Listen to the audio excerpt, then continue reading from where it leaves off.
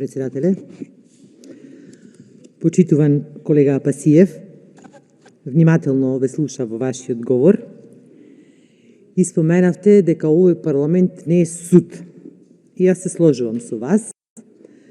Меѓутоа, бидејќи денес, еве и вчера, денес цел ден зборуваме, дебатираме за овој така наречен закон, што не знам дали е закон, дали е спогодба, бидејќи тие веќе се договориле двете странки во постапката, тоа значи дека веќе спогодбата е завршена, значи се договориле меѓу себе.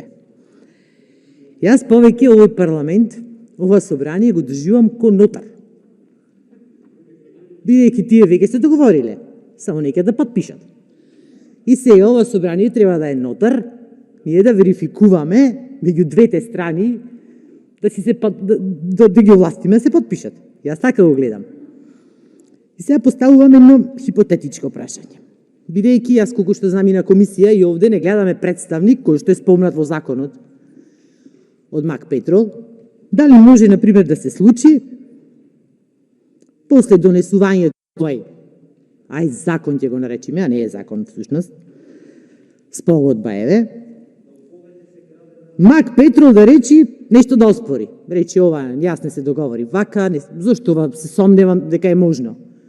Бидејќи имавме ние договор за добрососедство со Бугарија, кој што големо велевме дека готово се е решено, ма испадна еднава страна го спори.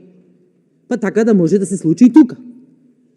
Може да се случи, да речи Мак Петрол, нешто ние од вака не се договоривме, нешто не е како што треба.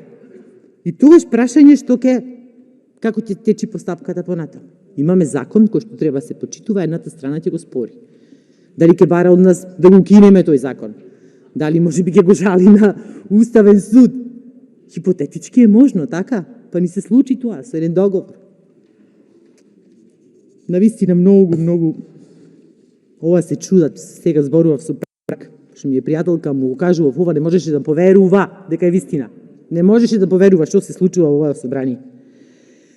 И бидејќи сте професор, ова сега не како пратеник на пратеник, туку како професор на професор, колега Пасиев, само можам да претпоставам колку ви е тешко на студентите, она што им го предавате и ова што се случува практично, како ќе го споите.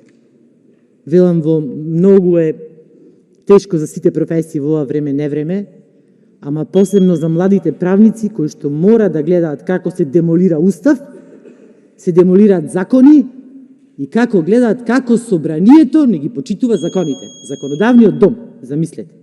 Благодарам.